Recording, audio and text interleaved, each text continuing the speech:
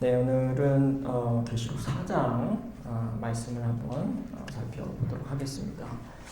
여러분 이 유인물 다 받으셨죠? 네, 오늘 4장 전체를 한번 살펴보도록 할 텐데요. 저와 같이 천천히 말씀을 한번 교독하도록 하겠습니다. 제가 먼저 읽도록 하겠습니다. 그 뒤에 내가 보니 하늘의 문이 하나 열려 있었습니다. 그리고 전에 내가 들은 그 음성, 곧 나팔 소리와 같이 나에게 들린 음성이 이리로 오너라 올라오너라 이 뒤에 일어나야 할 일을 너에게 보여주겠다 하고 말하였습니다.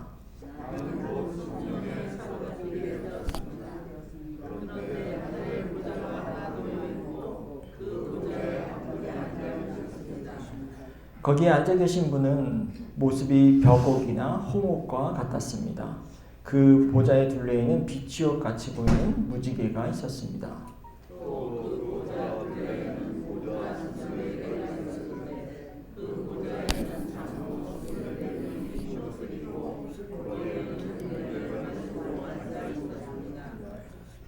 그 보좌로부터 번개가 치고 음성과 천둥이 울려 나오고 그 보좌 앞에는 7개 횃불이 타오르고 있었습니다. 그 7 횃불은 하나님의 7 영이십니다.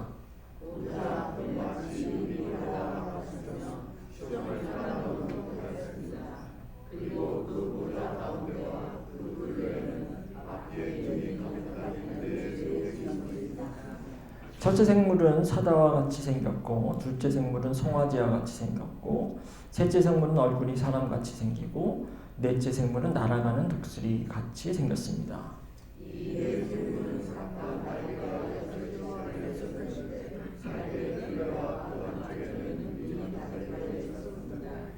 그리고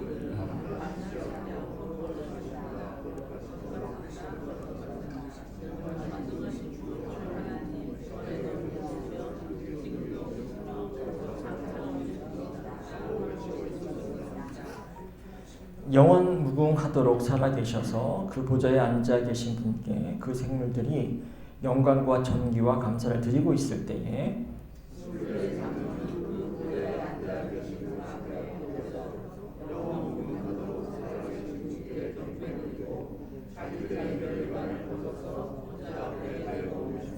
같이 읽겠습니다. 우리의 주님이신 하나님, 주님은 영광과 존귀와 권능을 받으시기에 합당하신 분입니다.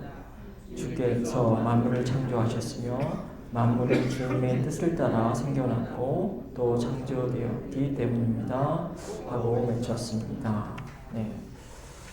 우리가 몇 주에 걸쳐서 7교회에 보내는 편지들을 꼼꼼히 한번 살펴봤습니다. 7교회에 보내는 편지가 중요한데 그 중요한 이유는 바로 어떻게 보면 계시록 전체에 대한 메시지를 그 7교회에 보내는 편지에 담고 있기 때문입니다. 그 말씀의 요점은 뭔가요? 7교회를 통해서 계속해서 사도 요한이 이야기하려고 하는 것은 무엇이었습니까? 한번 생각을 해보시죠. 반복해서 제가 말씀을 드렸지만은 요한이 7교회에 보내는 편지 속에서 가장 염려하는 것은 무엇이었을까요? 바로 교인들이 하나님을 온전히 섬기지 않고 로마의 제의들, 그리고 로마의 우상들, 그리고 로마의 사회 질서, 가치들을 너무나도 지나치게 따르는 것을 염려했습니다. 로마 제의에 참여하고 또 로마 사회에 지나치게 참여하면서 하나님을 멀리하게 되는 것, 그것을 가장 염려했던 것이죠. 자, 그러면서 그러한 사람들 괜찮다. 로마 제의를 드려도 괜찮다. 로마 사회를 따라도 괜찮다. 우상을 숭배해도 괜찮다. 우상에 드려진 음식을 먹어도 괜찮다. 이게 우리가 하나님을 섬기고 예배하는 것과 전혀 상관이 없다. 라고 이야기하는 사람들이 바로 이세벨이고 또 발람당이고 또 니골라당의 그런 사람들의 주장이었죠. 그런데 그것이 옳지 않다라고 하는 것을 반복적으로 이야기하고 있습니다. 그러면 지금 제가 말씀드렸죠. 왜 그러면 그렇게 로마 제의에 참여하는 것, 그게 왜 나쁜 것일까? 이제 그것이 반복적으로 저도 말씀드렸지만은 바로 그것이 하나님과 예수 그리스도를 예배하는 것, 그리고 예수 그리스도를 하나님을 경배하는 것 그것과는 반대되는 것이기 때문에 어떤 의미에서는 예수 그리스도를 배신하는 것이고 하나님을 배신하는 것이기 때문에 그렇게 해서는 안 된다라고 하는 거죠. 그러면서 이제 4장 그리고 우리가 다음 주에 볼 5장은요. 반복해서 하나님이 어떤 분이신가 그리고 예수 그리스도가 어떤 분이신가 라고 하는 것을 이야기하고 있습니다. 오늘 우리가 보려고 하는 4장의 말씀 그리고 5장의 말씀은 바로 진짜 예배는 하나님께 드려야 되는 것이고 진짜 예배는 예수 그리스도에게 드려야 되는 것이다 라고 하는 것을 강조해서 이야기하는 거죠. 하나님만이 참된 예배의 대상이시고 예수 그리스도만이 참된 예배의 대상이다 라고 하는 것을 강조하는 것이 오늘 4장의 말씀이고 또 다음 주에 배울 또 5장의 말씀입니다. 여기에 진짜 예배와 또 가짜 예배가 이렇게 나누어지는 거죠. 진짜 예배는 하나님께 드리는 예배가 진짜 예배입니다. 그리고 가짜 예배는 바로 로마의 제의, 로마의 우상 그것이 이제 가짜 예배다라고 하는 것을 이야기하는 거죠. 이제 본격적으로 4장을 한번 들어가 보도록 하겠습니다. 우리 1절을 한번 같이 읽어보도록 하겠습니다. 시작. 그 뒤에 내가 보니 하늘의 문이 하나 열려 있었습니다. 그리고 전에 내가 들은 그 음성 곧 나팔 소리와 같이 나에게 들린 음성이 이리로 올라오너라. 이 뒤에 일어나야 할 일들을 내게 보여주겠다 하고 말하였습니다. 여기 제가 지금 줄을 쳐놨죠. 하늘의 문이 하나 열린다 이렇게 나와 있죠. 하늘의 문이 열린다라고 하는 것이 이 요한의 아주 독특하고 그리고 처음 등장하는 그런 표현이 아닙니다. 이 표현은 또 묵시문학의 하나로 알려진 에스겔에도 등장하고 있어요. 에스겔 1장 1절 시작하자마자 시작하는데요. 여기 제가 적어놨습니다. 제가 한번 읽어보겠습니다. 때는 제30년 넷째 달 5일이었다. 그때 내가 포로로 잡혀온 사람들과 함께 그발 강가에 있었다. 나는 하나님이 하늘을 열어 보여주신 환상을 보았다. 자, 유사하죠? 하나님께서 하늘을 열어 보여주셨습니다. 그럼 요한계시록에는 하늘의 문이 열리는 거죠. 에스겔과 지금 요한계시록은 이렇게 유사한 점을 가지고 있는데요. 아마도 이 계시록의 저자는 이 말씀을 통해서 에스겔의 1장 1절의 이 말씀을 연상토록 하는 의도를 가지고 이렇게 말씀을 적었을 거라고 학자들이 이야기하고 있습니다. 왜 요한계시록의 저자는 왜 계시록의 말씀을 에스겔의 말씀을 연상하도록 했을까요? 자, 에스겔은 예언자입니다. 그렇죠? 예언자이고요. 따라서 요한이 자신의 위치를 예언자의 위치로 이렇게 올려고 하는 그런 의도라고 하는 것을 우리는 알 수 있습니다. 어떻게 보면 요한에게 예언자와 같은 선지자와 같은 이 권위를 부여하는 거죠. 전에 들었던 음성이라고 이렇게 나와 있는데요. 이 요한이 그 음성이 바로 요한을 하늘로 초청합니다. 이리로 올라오너라. 자, 그러면서 본격적으로 하늘나라 구경. 구경이 좀 이상합니다만은 하늘나라를 이제 올라오게 해서 하늘나라를 보게 합니다.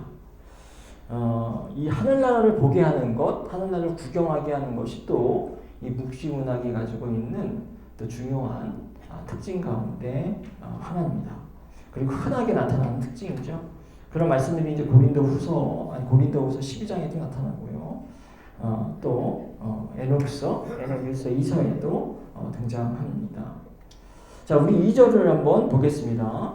2절을 보면 제가 한번 읽어보겠습니다. 나는 곧 성령에 사로잡히게 되었습니다. 그런데 하늘에 보좌 하나가 놓여 있고 그 보좌에 한 분이 앉아 계셨습니다.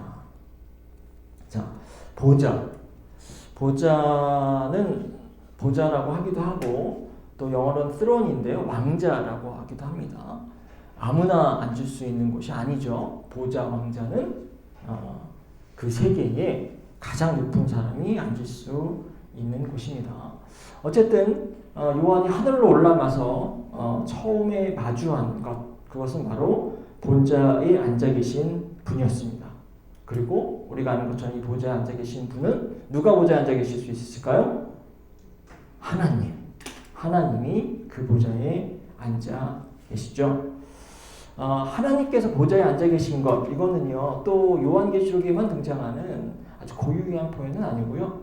구약 성경에 하나님께서는 보좌에 앉아 계신 분으로 여러 곳에서 묘사되고 있습니다. 한번 두 군데만 보도록 하겠습니다. 시편 45편 6절에 이런 말씀이 있습니다. 오 하나님, 하나님의 보좌는 영원토록 견고할 것입니다. 주님의 통치는 정의의 통치입니다. 그리고 이사야 6장 2절에도 이런 말씀이 있습니다. 우시야 왕이 죽던 해에 나는 높이 들린 보좌에 앉아 계시는 주님을 배웠는데 그의 옷자락이 성전에 가득 차 있었다. 자, 하나님께서 보좌에 앉아 계시죠. 그리고 계시록에서도 하나님께서는 보좌에 앉아 계십니다. 하나님은 보좌에 앉아 계시고 이러한 보좌에 앉아 계신 하나님의 모습이 계시록에는 이 부분뿐만 아니라 우리 나중에도 살펴보겠지만 전반적으로 여러 군데 등장하고요. 이 보좌라고 하는 단어가 무려 45회 정도 계시록에는 등장하고 있습니다. 인터넷에서 찾은 사진입니다. 지금 저 위에 무엇이 있을까요? 자, 깜깜해서 안 보이시겠지만 저 안에 저쪽에 가운데에 보좌가 있습니다. 자, 보좌에 앉아 계신 하나님의 모습이 의미하는 것은 무엇일까요? 상징하는 것은 무엇일까요? 아까 제가 말씀드렸다시피 보좌는 아무나 앉을 수 있는 곳이 아닙니다. 가장 높은 사람, 가장 힘 있는 사람이 앉아 있는 것이 보좌죠. 그런데 하나님께서 보좌에 앉아 계신 분으로 묘사하고 있다라고 하는 것은 하나님의 절대 권위, 하나님의 절대적인 힘, 절대적인 통치, 절대적인 권세를 상징하고 있는 겁니다.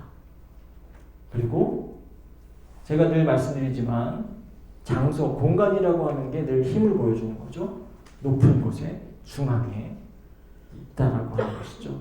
보좌는 저 구석에 안 보이는 곳에 있는 것이 아니고 가장 잘 보이는 곳에, 가장 높은 곳에 위치되어 있습니다. 하나님께서 이런 보좌에 앉아 계신 거죠. 그래서 보좌에 앉아 계신 하나님을 반복적으로 이야기하는 것은 바로 이것을 듣는 사람들에게, 그리고 이것을 읽는 사람들에게 누가 세상의 진정한 통치자인가, 누가 세상의 진짜 주인인가 라고 하는 것을 알도록 하기 위한 것이었습니다. 세상에 어느 누가, 어느 세상의 권력자든지 상관없이 누가 있든지 간에, 그것이 황제이든 누구든지 상관없이 진정한 세상의 통치자는 바로 하나님 한 분이라고 하는 것을 강조하기 위해서 바로 이 보좌라고 하는 것이 반복적으로 나타내고 하나님께서 거기에 앉아 계신 거죠. 자, 3절부터 하나님에 대한 이 보좌에 대한 표현들이 이 묘사가 등장하고 있습니다. 3절 한번 읽어보도록 하겠습니다. 시작. 거기에 앉아 계신 분은 모습이 벽옥이나 홍옥과 같았습니다. 그 보좌의 둘레에는 빛과 같이 보이는 무지개가 있었습니다. 여기까지만 읽겠습니다. 자, 어떻게 보면은 이 보좌의 모습이요, 한 4가지인가 5가지의 모습으로 이렇게 묘사가 되고 있습니다. 우리가 지금 보니까 지금 보석의 이름이 나오죠. 앉아 계신 분의 모습이 벽옥이나 홍옥과 같이 보였다라고 하고, 보좌의 둘레에는 빛조각처럼 보이는 무지개가 있었다, 이런 말씀이 나와 있는데요. 벽옥이나 벽옥, 여러분들 벽옥, 홍옥 이런 보석의 이름이 조금 익숙한지 모르겠는데 저는 낯설더라고요. 그래서 막 영어로도 찾아보고 막 그랬습니다. 그래서 찾아낸 사진이 바로 이것입니다. 네. 첫 번째가 벽옥, 그리고 두 번째가 홍옥이고요. 세 번째가 이제 뭐였죠? 비치옥입니다. 영어로는 에메랄드입니다. 에메랄드. 비치옥. 에메랄드는 알겠어요. 네. 근데 홍옥이나 벽옥은 좀 색깔이 좀 비슷하긴 한데, 자 어쨌든지 간에 하나님이 앉아 계신 그 높고 높은 그 절대 권위의 보좌에 뭐 시시한 것들로 뭐 이렇게 장식되어 있지 않겠죠. 그 당시에 보기 힘들었던 보석처럼 보이는 그런 것들이 아마 그렇게 보였던 것 같습니다. 그게 또 하나님을 묘사하는 거에 있어서 적절한 설명일 거라고 생각이 듭니다. 자, 이것은 뭐냐면 이렇게 하나님의 모습이 벽옥과 홍옥과처럼 보였다라고 하는 것은 바로 어떤 하나님의 어떤 장엄함을 보여주는 그런 표현입니다. 하나님이 이렇게 초라하게 있지 않으세요. 장엄하게, 근엄하게, 보석과처럼 빛나는 분이라고 하는 것을 그 표현을 통해서 이야기를 하고 있는 거죠. 자, 그리고 또 아까 읽은 것처럼 비치옥과 같은 무지개가 있었다라고 이야기를 하고 있습니다. 여러분 무지개를 생각하면 무엇이 연상이 될까요? 무지개. 아마 미국에 사시는 분은 하와이를 연상할지도 모릅니다. 하와이. 왜냐하면 하와이 저도 무지개 보기가 힘들죠 요즘에는. 네, 근데 하와이는요 아마 섬이다 보니까는 비가 아주 맑은 날씨에 갑자기 비가 오고 또 그치고 합니다. 그러면은 이제 무지개가 많이 생겨요. 자, 하와이의 무지개를 많이 볼 수 있는데, 그래서 하와이 차 뒤에 있는 번호판, 그 번호판이 무지개입니다. 하와이 상징하는 게 무지개인데요. 어쨌든 우리 기독교인들에게는 하와이를 생각이 날 리가 없고, 우리는 구약의 이야기가 생각이 납니다. 바로 노아의 이야기죠. 노아의 홍수 이후에 하나님께서 다시는 너희를 물로 벌하지 않으시겠다라고 하면서 이제 무지개를 언약의 표지로 보여주십니다. 그 말씀이 창세기 9장 13절의 말씀인데요. 제가 한번 읽겠습니다. 뭐 앞에 내용이 있고요. 바로 무지개이다. 내가 무지개를 구름 속에 둘 터이니 이것이 나와 땅 사이에 세우는 언약의 표가 될 것이다. 자, 하나님께서 무지개를 언약의 표로, 약속의 표로 주셨습니다. 자, 무지개를 통해서 알 수 있는 하나님의 성품은 우리는 무엇일까요? 하나님께서 잔인하시고 인정사정 없으신 분이라고 하는 것을 우리가 알 수 있나요? 그렇지 않습니다. 하나님께서 자비로운 분이라고 하는 것을 우리는 알 수 있는 거죠. 다시는 우리를 심판하지 않으시고 너희들을 내가 돌보겠다라고 하는 그런 자비로움을 나타내는 것이 바로 무지개입니다. 왕자에 앉아 계신 분, 절대 권력을 가지고 있고 아주 근엄하고 아주 그런 분임에도 불구하고 무지개를 언약의 징표로 보여주신 것처럼 하나님은 자비롭고 또한 자애로운 분이다 라고 하는 것을 보여주는 말씀이 바로 이 말씀인 거죠. 자, 한번 또 5절을 한번 보도록 하겠습니다. 자, 5절에 보니까 5절을 한번 같이 읽어볼까요? 시작. 그 보좌로부터 번개가 치고 음성과 천둥이 울려내고 그 보좌 앞에는 7개의 횃불이 타고 있었습니다. 7개의 횃불은 하나님의 7 영입니다. 네, 번개가 치고요. 천둥과 또 천둥이 막 치는 것, 천둥과 같은 음성이 나오고 있고요. 또 7개의 횃불이 타고 있습니다. 자, 이런 모습은요, 어떤 하나님의 권세, 하나님의 어떤 힘을 보여주는 그런 표현입니다. 천둥이 치고, 번개가 치고, 막 그런 모습으로 하나님이 드러나고 있는데요. 하나님은 어떤 자신의 모습을 드러낼 때 그냥 조용하게 등장하는 것이 아니라 이렇게 아주 위험 있게 등장하십니다. 자, 이것도 우리 계시록에만 하나님께서 이렇게 등장하시는 것이 아니죠. 우리가 구약의 말씀에 이렇게 등장하시는 하나님의 모습 여러 군데에 표현되어 있습니다. 예를 들면 시편에도 이런 말씀이 있어요. 주님께서 크게 노하시니 땅이 움틀거리고 흔들리며 산에 뿌리가 떨면서 뒤틀렸다. 이런 말씀이 있고요. 또 9절에 보니까 주님께서 하늘을 가르고 내려오실 때에 그 발에는 짙은 구름이 깔려 있다. 자, 그렇죠? 그리고 12절을 보니까요. 주님 앞에서 광채가 빛나고 짙은 구름은 불꽃이 되면서 우박이 쏟아지고 벼룩이 떨어졌다. 그리고 여기에 13절 보니까요. 주님께서 하늘로부터 천둥 소리를 내시며 가장 높으신 분께서 그 목소리를 높이셨다. 이렇게 나와 있습니다. 그리고 여기는 나와 있지 않지만 우리 시편의 또 14절 말씀에서는 또 이렇게 뭔가 번개처럼 번개가 같이 등장하면서 하나님을 표현하는 그런 문장들이 또 등장하고 있습니다. 또 이 말씀 우리가 지금 계시록의 말씀 또 시내산에서 모세가 하나님을 만날 때의 장면을 또 연상시키기도 합니다. 출애굽기 19장 16절 그리고 19절까지 말씀인데요. 잘 안 보이시지만 제가 한번 읽어보겠습니다. 마침내 셋째 날 아침이 되었다. 번개가 치고 천둥 소리가 나며 짙은 구름이 산을 덮는 가운데 사냥 뿔나풀 소리가 우렁차게 울려 퍼지자 진에 있는 모든 백성이 두려워서 떨었다. 모세는 백성이 하나님을 만날 수 있도록 진으로부터 그들을 데리고 나와서 산 기슭에 세웠다. 그때의 시내산에는 주님께서 불 가운데에서 그곳으로 내려오셨으므로 온통 연기가 자욱했는데 마치 가마에서 나오는 것처럼 연기가 솟아오르고 온 산이 크게 진동하였다. 나팔 소리가 점점 더 크게 울려 퍼지는 가운데 모세가 하나님께 말씀을 하려니 하나님의 음성으로 그에게 대답하였다.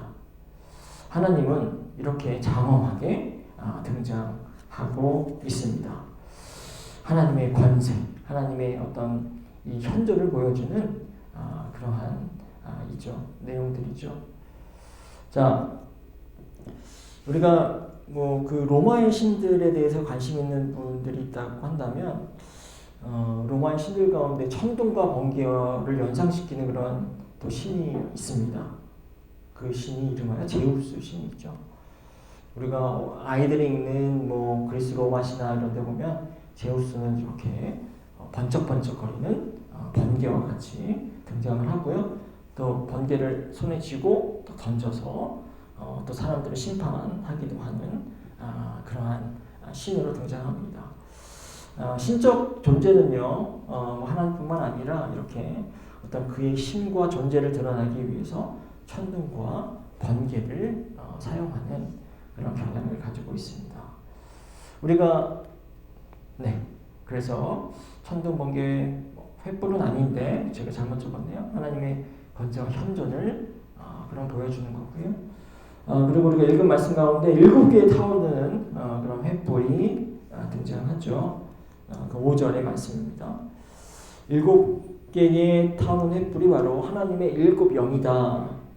이렇게 이야기를 하고 있습니다. 자, 하나님의 영은 횃불처럼 이 횃불이 지금 타오르고 있습니다. 꺼지지 않습니다. 그죠? 하나님의 영은 꺼지지 않는 횃불처럼 계속해서 타오르고 그 얘기는 뭐냐면 하나님께서 끊임없이 활동하고 계신다라고 하는 것을 상징하는 것입니다. 더 꺼지지 않고 타오르는 횃불처럼 하나님의 활동은요 계속해서 진행되고 있는 거죠. 자, 이렇게 왕자에 대한 이야기들이 계속되고 있습니다. 그리고 6절을 한번 보도록 하겠습니다.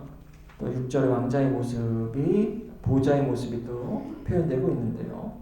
자, 제가 읽도록 하겠습니다. 같이 읽도록 하겠습니다. 보좌 앞은 마치 유리바다와 같았으며 수정을 깔아놓은 듯하였습니다. 그리고 그 보좌 가운데는 그 둘레에는 앞뒤에 눈이 가득 달린 매 생물이 있었습니다. 자, 이상하게 생긴 생물에 대한 이야기를 하기 전에 보좌 앞에 대한 묘사가 또 나와 있는데요. 바로 어떻게 나와 있죠? 크리스탈처럼 투명한 유리바다와 같다 이렇게 이야기를 하고 있습니다. 우리가 바다라고 하는 곳 전통적으로 이 성서 속에서 바다라고 하는 것은 어떤 곳이었을까요? 막 우리에게 물고기를 막 가져다 주니까 긍정적인 그런 곳이라고 우리는 생각할 수 있을지 모르겠지만 사실 긍정적인 곳으로 이해되기보다는 두렵고 무서운 곳으로 바다는 주로 이해가 됐습니다. 그리고 우리는 지금이야 뭐 기상 예측을 통해 가지고 파도가 높으면은 출항을 하지 않거나 막 그럴 수 있는데 그 당시에는 그러한 기술적인 과학적인 어떤 예측 어떤 기술이 없었기 때문에 바다에서 사람들이 뜻하지 않게 풍랑을 만나서 죽기도 하고요.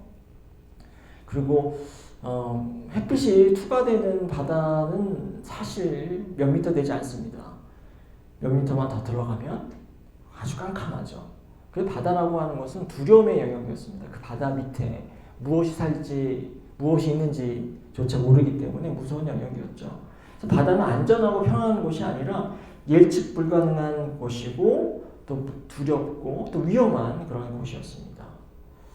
그렇죠. 그런데 이 바다가 유리바다처럼 투명하다. 그러면 어떨까요? 우리가 눈에 보이면 좀 안심이 됩니다. 그렇죠. 저 바다 밑에 무엇이 있구나. 보이지 않기 때문에 두려운 거예요. 근데 하나님 보좌 앞에 있는 바다는 투명합니다. 그 얘기는 뭐냐면 하나님께서 이 바다를 샅샅이 볼 수 있다라고 하는 거죠.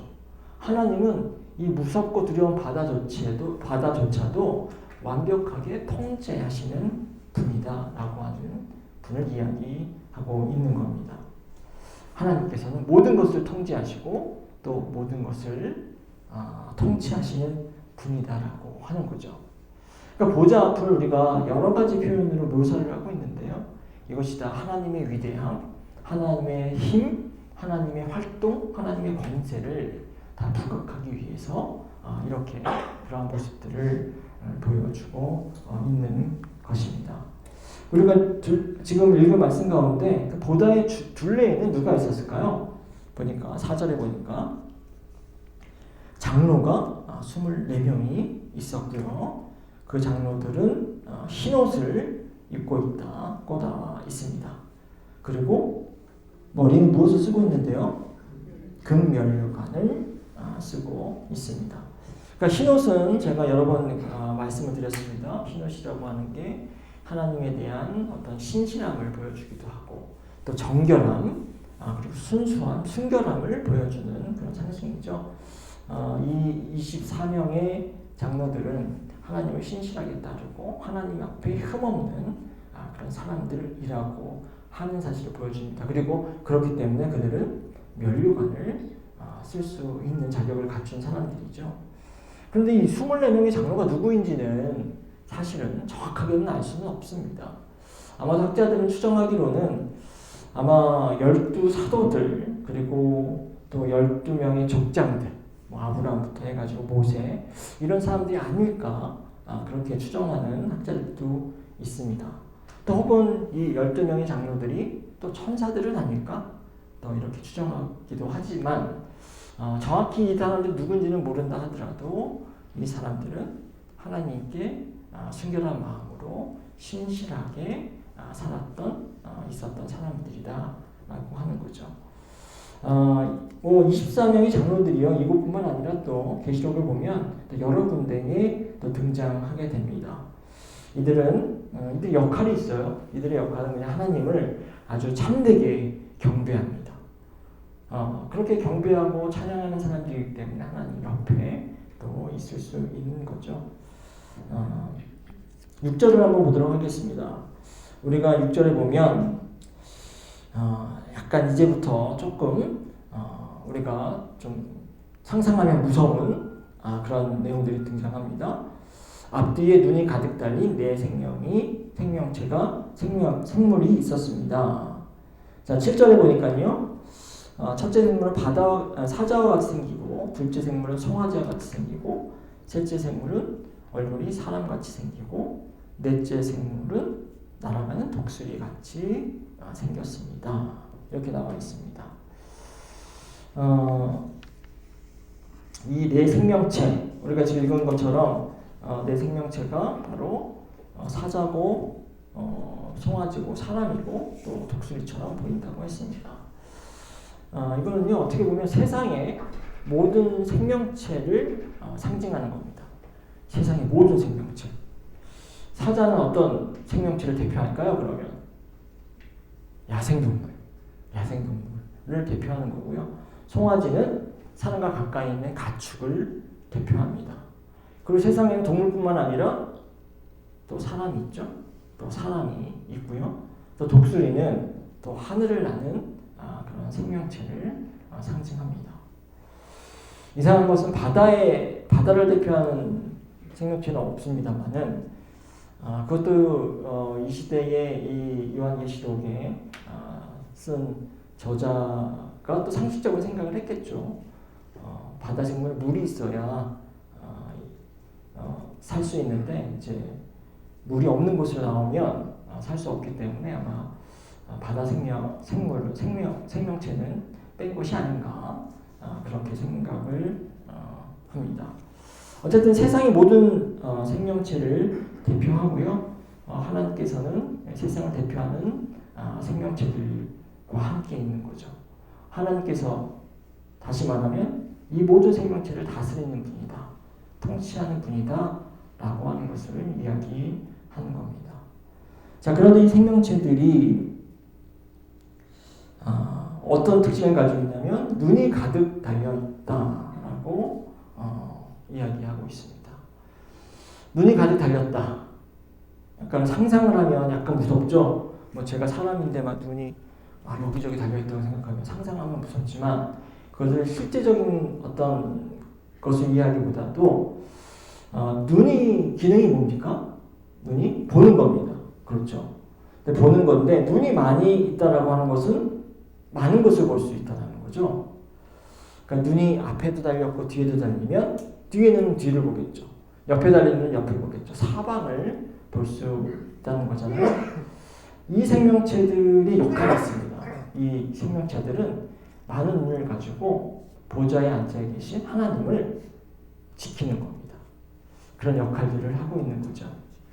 그리고 8절을 보니까요. 중간에 보니까 그들은 밤낮 쉬지 않고 거룩하십니다. 거룩하십니다. 거룩하십니다. 찬양을 하고 있어요. 밤낮 쉬지 않습니다. 이 생명체는 쉬지 않고 하나님을 찬양한다고 하는 거죠.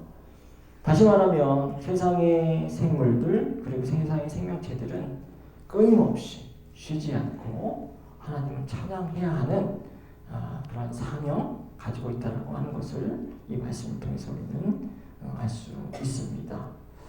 자, 9절과 10절로 넘어가 보도록 하겠습니다. 영원 무궁하도록 살아계셔서 그 보좌에 앉아 계신 분께 그 생물들이 영광과 존귀와 감사를 드리고 있을 때에 24장로는 그 보좌에 앉아 계신 분 앞에 엎드려서 영원 무궁하도록 살아계신 분께 경배드리고 자신들의 멸관을 벗어서 보좌 앞에 내놓으면서 자, 지금 보니까 장로들이 그리고 생명체들이요 경쟁적으로 뭐 하고 있습니까? 하나님을 경배하고 찬양하고 있습니다. 그리고 10절에 보니까 장로들의 한번 행동을 보세요. 고개를 뻣뻣이 들고 찬양을 하고 있습니까? 그렇지 않습니다. 어떤 자세를 취하고 있죠? 보좌에 앉아 계신 분께 엎드립니다. 그렇죠? 그리고 그들의 면류관을 어떻게 합니까? 벗습니다. 벗어서 보좌 앞에 내어놓고 있습니다. 이것이 어떤 의미일까요? 무릎을 꿇었다. 자신의 면류관을 내려놓았다. 그것은 하나님 앞에 철저하게 복종한다라고 하는 것을 의미합니다. 생명체는 하나님 앞에 철저하게 복종하는 존재라고 하는 것을 이야기하죠. 이들이 아무리 신실하고 순결한 자들이라 할지라도 그 높고 높으신 하나님 앞에서는 무릎을 꿇고 복종해야만 하는 존재인 거죠. 하물며 우리들도 어떻게 해야 될까요? 우리들도 철저하게 복종해야 한다라고 하는 것을 암시하고 있습니다. 동시에 생명체가 복종해야 된다라고 하는 것을 암시하면서 동시에 하나님께서 그만큼 지존하시고 절대 힘을 가지고 계신 분이다 라고 하는 것을 또 이야기하는 것이기도 합니다. 자, 그런데 이들이 그렇게 절대 복종하는 이유가 있습니다. 절대 순종하고 복종하고 절대 찬양하고 하는 이유가 있는데요. 그것이 11절에 나와 있습니다. 자, 11절 우리 마지막 절인데요. 네, 같이 한번 읽도록 하겠습니다.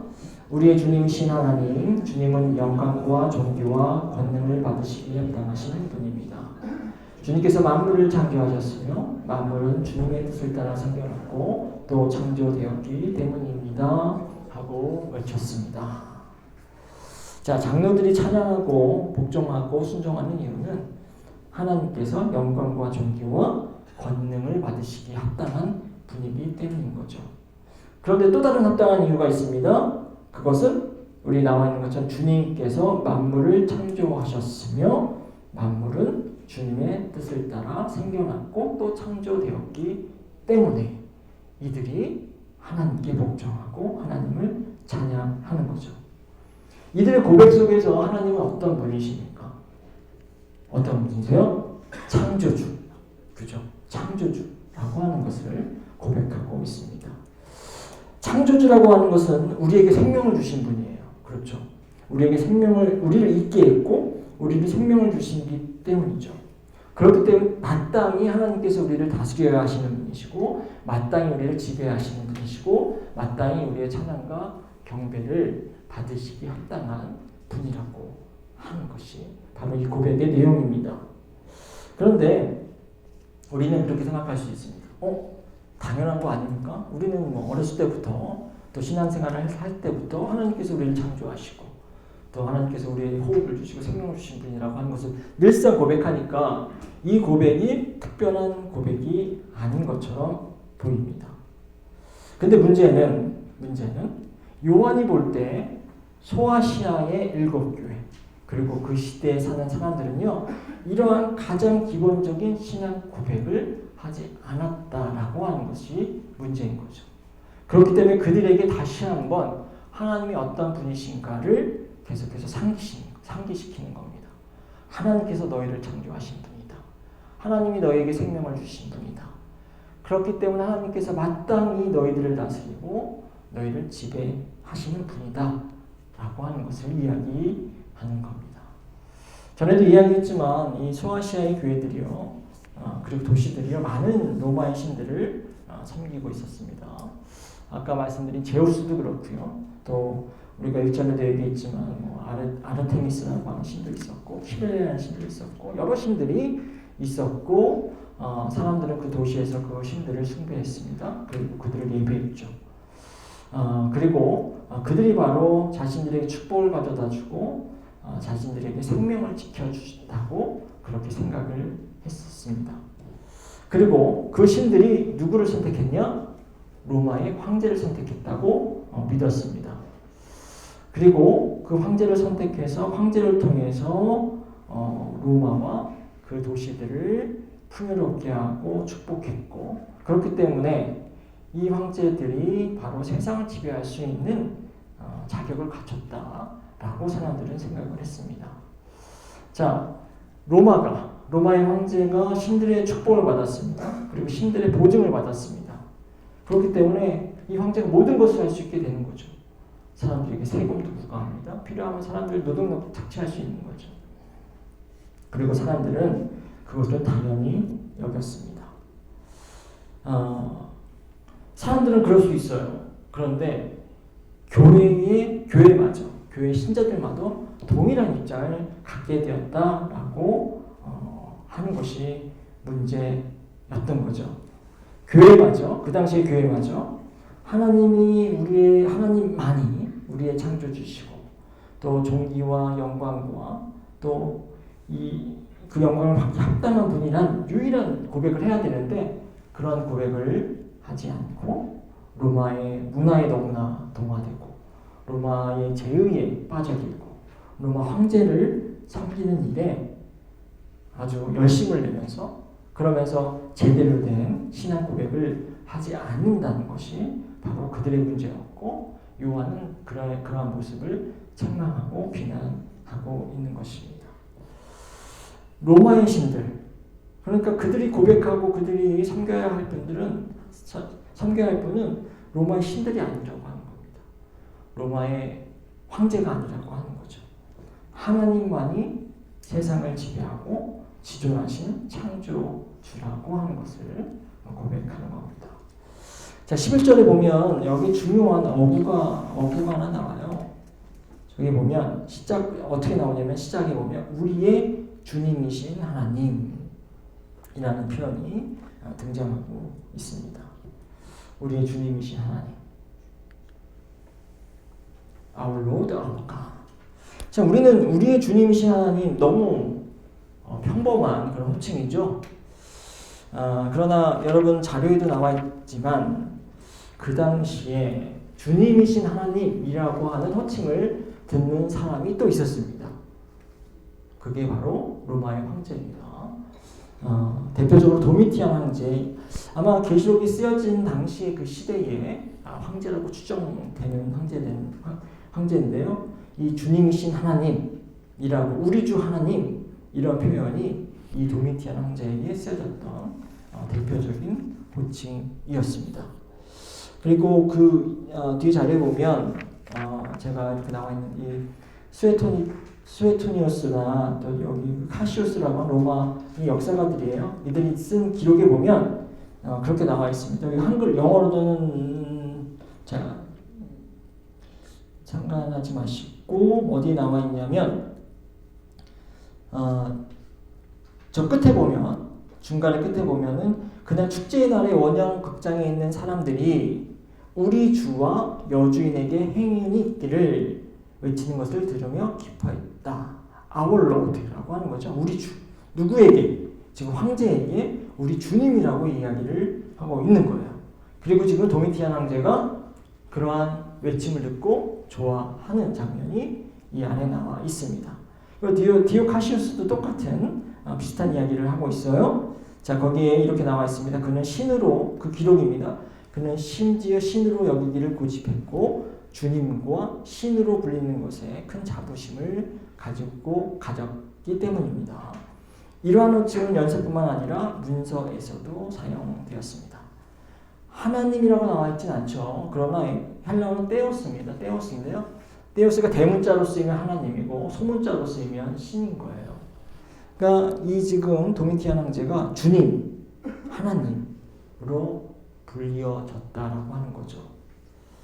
자, 지금 11절에 우리가 주님이신 하나님이라고 하는 표현에 바로 이런 표현이라고 하는 건 우리에는 그냥 단순하게 들리는 그냥 평범한 표현처럼 보이지만 계시록의 저자에게 그리고 계시록을 읽는 사람들에게는 아주 중요한 신앙 고백입니다.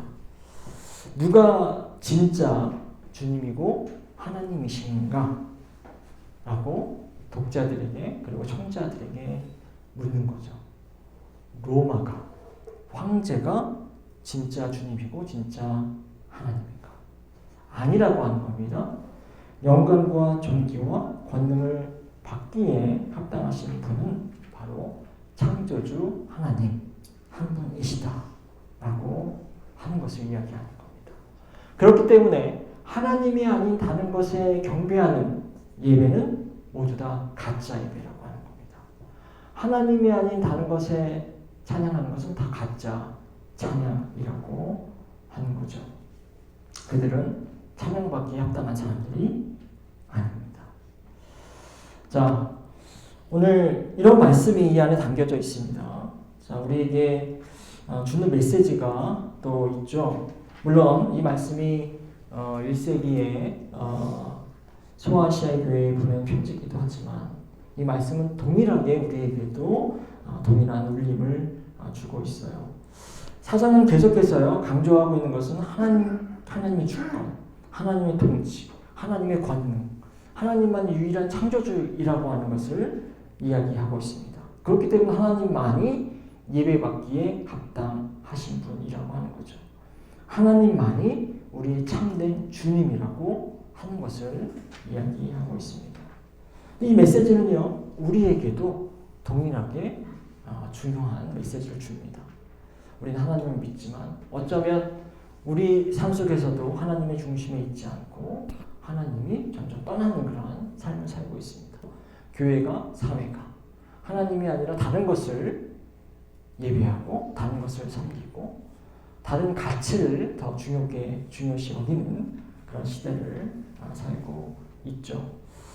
이런 점에서 오늘 이 말씀을 통해서 저와 여러분이 11절에 이 장로들이 한 이 고백처럼 하나님이 우리의 주인이시고 또 우리의 창조주이심을 고백하는 저와 여러분이 되었으면 좋겠습니다. 우리 마치기 전에 우리 11절 이 장로들의 고백을 우리가 이 말씀을 듣기 전에는 평범한 고백이었지만 또 제 설명을 듣고 나면 또 특별한 고백이라고 하는 것을 우리가 깨달았으니까요. 말씀을 다시 한번 메시지를 생각하면서 11절을 우리 한 목소리로 읽고 마치도록 하겠습니다. 시작. 우리의 주님이신 하나님, 주님은 영광과 존귀와 권능을 받으시기에 합당하신 분이십니다. 주님께서 만물을 창조하셨고 만물은 주님을 따라 생겨났고 또 창조되었기 때문입니다 하고 외쳤습니다. 기도하겠습니다. 권능과 존귀한 하나님, 하나님께서 우리의 주인이시고 또 우리의 주님이심을 저희들 고백합니다. 창조주이신 하나님께서 우리의 삶을 주관하여 주시고 우리의 삶을 이끌어 주시고 우리의 삶을 통치하여 주시옵소서. 세상에 다른 무엇이 하나님을 대신할 수 없다는 것을 우리가 고백하면서 오로지 하나님만을 찬양하고 하나님만을 경배하고 하나님만을 우리 마음의 중심에 모시는 그런 삶과 신앙을 가진 신자들 될 수 있도록 우리를 인도하여 주시옵소서. 모든 말씀 예수님의 이름으로 기도합니다.